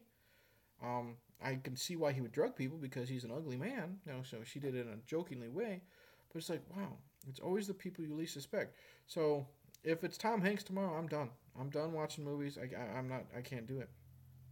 Tom Hanks, known as like the nicest guy in the world, will be the next one if it's not Travolta. Wow, it's weird how I start out with this live feed, talking to no one, randomly talking about shit, going to Stephen King, and now I'm talking about Scientology and all these things. Um, I didn't think. Now I can see, Roger, if you're still watching, how you do these live feeds for so long. They just get away with you, and you just start getting on a roll. And you know, when the people are actually watching and participating and talking, how the subject pops up. Um, I think I might be doing more of these. This was fun. I don't know when the next one will be. That's why streams are great. You do get onto different topics. Yeah. American Film Journal. Is that you, Movie Slob? I thought so. But yeah, you're right, Roger. It's fun when I didn't see, the thing is I didn't really do these for so long because I don't get a lot of participation with my channel. I have maybe you, Movie Slob, and a couple other guys randomly here and there posting comments. So I didn't think people would actually watch. This was well done, Eric. I enjoyed the interaction. Thanks. I didn't think that people would watch.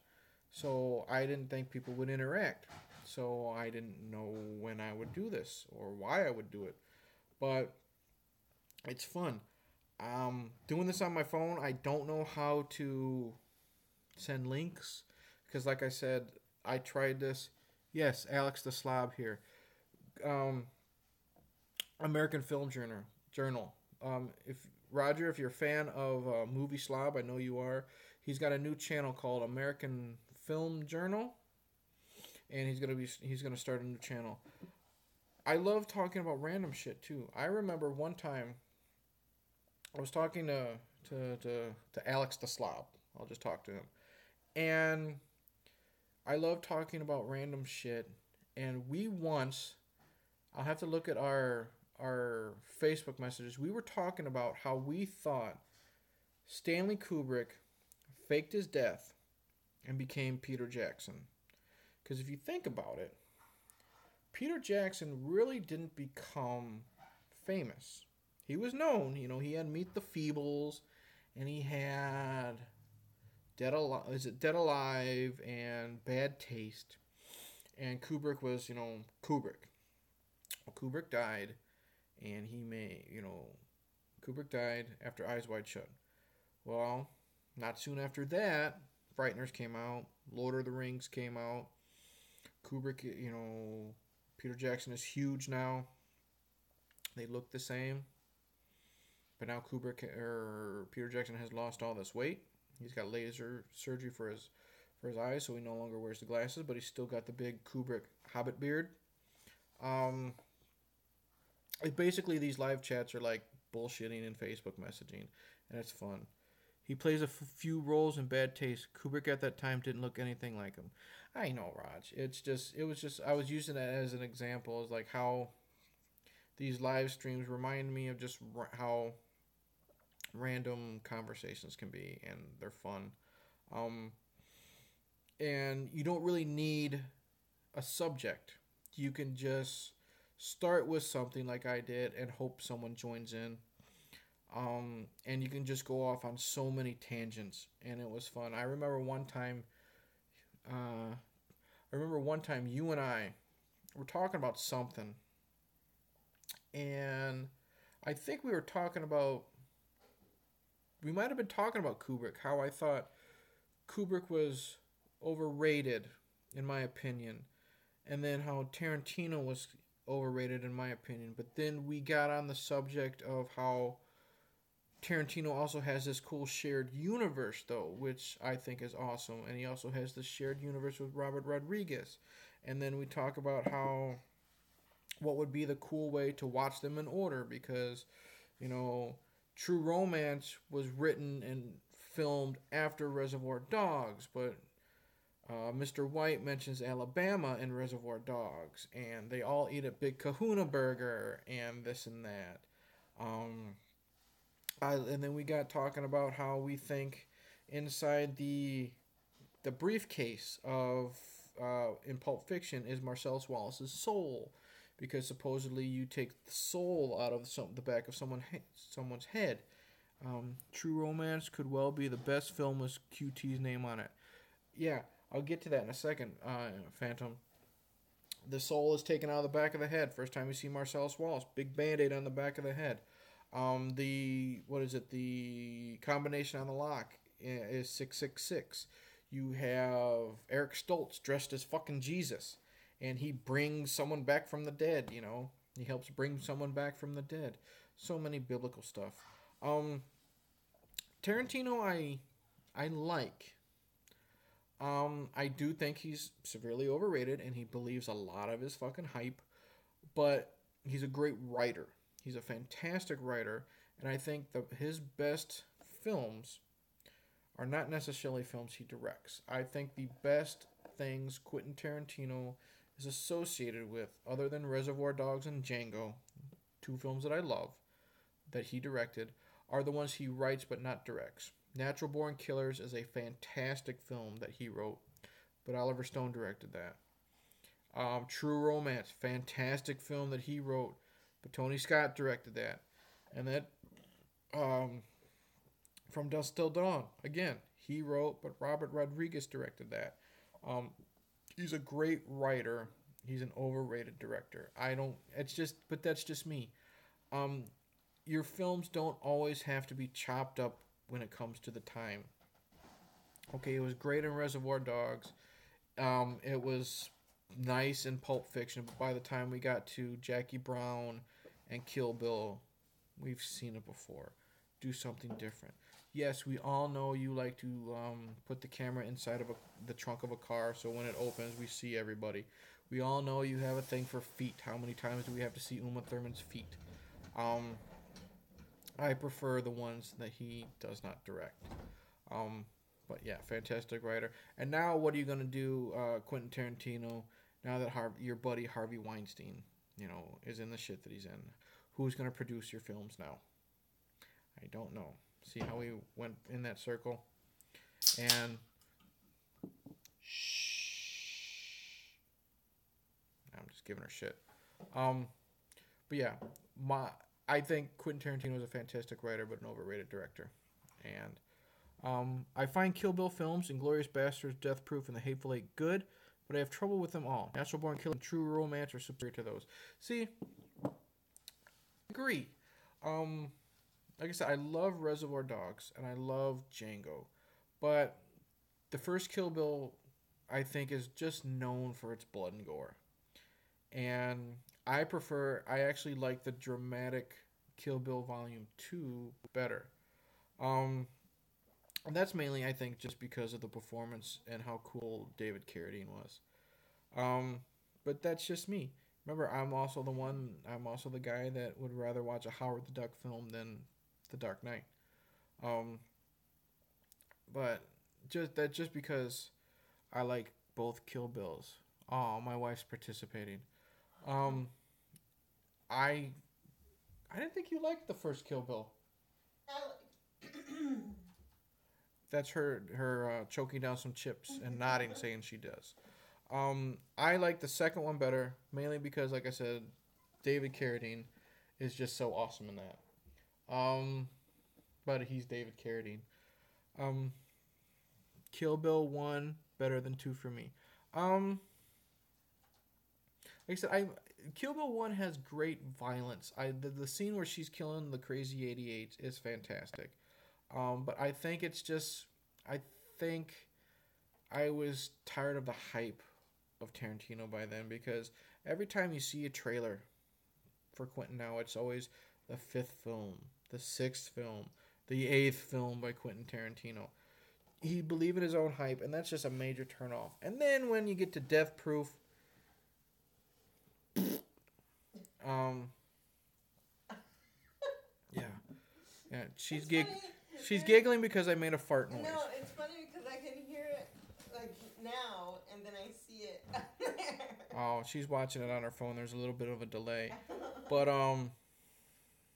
Death Proof should have been amazing, but it's not. See, here's the thing with Death Proof. I don't know. I saw it first. I actually saw it in theaters with, Grindhouse. I watched Jackie Brown the most because it's so laid back. I have to rewatch Jackie Brown. I've seen it a couple times, and I love Michael Keaton, so I want to watch it. But here's the problem with Death Proof. At first, I thought it was because when I saw it, the 3 hour long, Planet Terror followed by Death Proof thing. And I think because Planet Terror is just so damn balls to the walls, fun and great, it would have been hard to follow that up. It's like Predator. I love Predator 2. Predator Part 2. But Predator is so fantastic, there's no way you can fucking follow that up and be as good. But you just had to catch your breath after everything that happened with Planet Terror, and then you watch Death Proof, and you're just waiting for something to happen. Tarantino's great with dialogue, okay? But the first 45 minutes of Death Proof is people talking, nothing happening, no one cares about these characters at all. And then, it's cool when they're taken out by Kurt Russell. And then we got more talking and more talking. He's using his skills of dialogue to try to carry a movie, and until you have Zoe Bell doing her stunts on the car, it's a boring movie. It's horrible. Here's a question. Instead of Death Proof, can you think of a film by QT or someone else that would make a superior double feature? So Quentin Tarantino and another director. Double feature. Ooh. I don't know. Ooh. It's a double feature, like when they Show two movies, like you're watching one movie and then there's intermission and then you watch a second movie. Oh. Planet Terror and another... Planet Terror and another film instead of Death Proof. See, the thing is, I wondered if Death Proof was so bad. I mean, take Death Proof out of Grindhouse. I gotcha. See, at first I wondered if Death Proof was just boring because it followed up Planet Terror. Well, then I watched Death Proof by itself, a year or so later, and I'm like, it's still fucking boring. So it wouldn't have mattered if you changed, like, the viewing order. Wow. I don't know. Maybe Tony Scott. I mean, he's dead, but he's not going to be making any movies now. Because he did good action. Maybe John McTiernan. Planet Terror, then Army of Darkness. That would be good. I would maybe play. I don't know if maybe I would play Army of Darkness first because it's a little slower than Planet Terror. You got a lot of those slow build up moments of Army of Darkness, and then you hit them with Planet Terror, and you just can't catch your breath at the end. But that's a good idea. I would Planet Terror and maybe True Romance. Planet Terror, maybe Natural Born Killers. Planet Terror, there you go, Indie Phantom. Planet Terror and the Devil's Rejects. Devil's Rejects, I can go on for hours discussing that film. It's in my top 5 movies of all time, number 4. People shit on Rob Zombie all the time. And they shit on him because basically, if it's a Rob Zombie movie, you know what you're getting. You're getting hillbillies and rednecks. You're getting the word fuck said every 3 minutes. You're getting unnecessary. You're getting a lot of violence, and then you're gonna have his wife walking around half naked. All good things, but it doesn't necessarily mean he's a great director.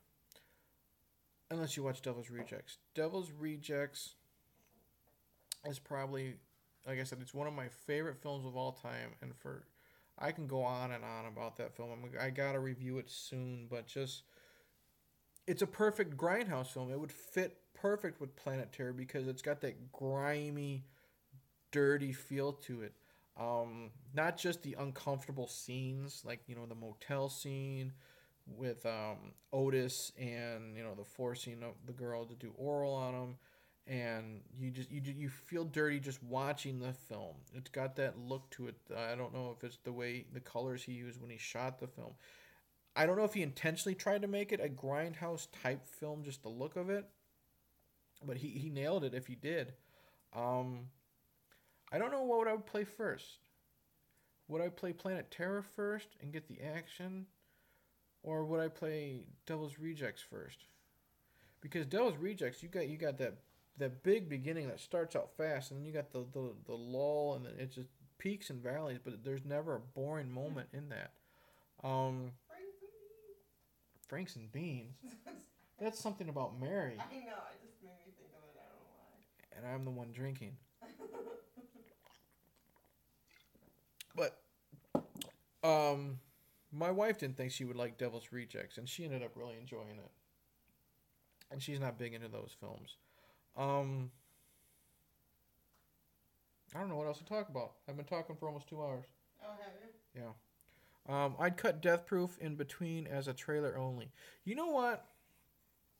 I wish. Speaking of Rob Zombie, why can't he make a movie? Well, it's 2017. There's no way he's gonna make this movie. With our society. I would love a full length movie of his fake trailer for in Grindhouse of Werewolf Women of the SS with Nicolas Cage as Fu Manchu. Such a he should do like a straight to video film of that. That would be fantastic. He's done straight to video stuff before. Roger, I showed my buddy Roger the trailer to El Super Bisto. Roger had to see that film after he saw the trailer. Went out and bought the Blu-ray, and he thanked me for it afterwards. So Rob does not have to do theatrical films. I wish Eli Roth would do his version of Thanksgiving. That would be an interesting film. We got Hobo with a Shotgun, made, and that was fantastic. Rutger Hauer is the scariest hobo you've ever met. He's another one that I love. That even if his movie is shit or stupid, he's always great in it. I haven't seen Blade Runner yet. Go ahead and shoot me, Roger. I wish Eli Roth made his trailer trash movie. I have no idea what that is. But Rutger Hauer, even he's in the Buffy the Vampire Slayer movie. Me and my wife love that film. Who's that? Who's he in that? He's Lothos the vampire. Oh. Yeah. Stupid fucking movie. We love it, but he's great in it. Because it's Rutger fucking Hauer. There's this movie of his I love called Blind Fury, where he's this Vietnam vet who's blinded, and he's raised, he's taught how to see and swing swords. He's supposed to make a film out of the fake trailers post Grindhouse, but couldn't get funding. Eli Roth is friends with Tarantino. He'll get funding somehow. Blind Fury, he's blinded in Vietnam, and he's taken in by these villagers, and he's taught how to use a samurai sword because villagers in Vietnam know how to use samurai swords or some shit like that.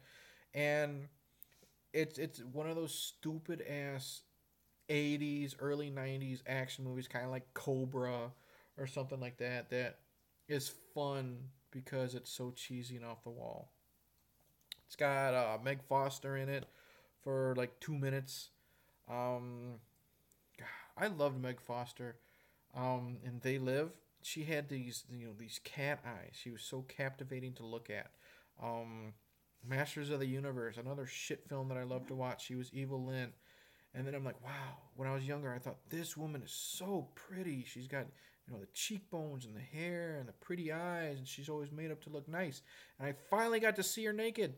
Oh, God. And it was in Lords of Salem, where she's like 65 years old. And I'm like, oh. Childhood ruined. Puberty ruined.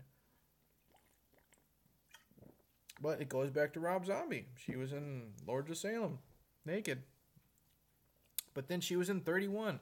You either love her or you hate 31. It's basically The Running Man, directed by Rob Zombie. My favorite character was Meg Foster. Um, yeah. So I'm gonna eventually I'm gonna cut this down or stop this soon because I've been going almost 2 hours. I haven't fallen asleep yet, like Roger does in some of his. What? Hmm. You didn't know that? Mm-hmm. Sometimes Roger does these streams, and he gets other people talking. I don't know how to do that on my phone. The good old Roger D, he's like me. He has a few drinks. Only once, he says. Okay, well, if it's on the internet, Raj, it's never gone. People know what happened. I'm just giving you shit, buddy. Um, they were talking for a long time, and he just kind of fell asleep in the background. The other people were talking.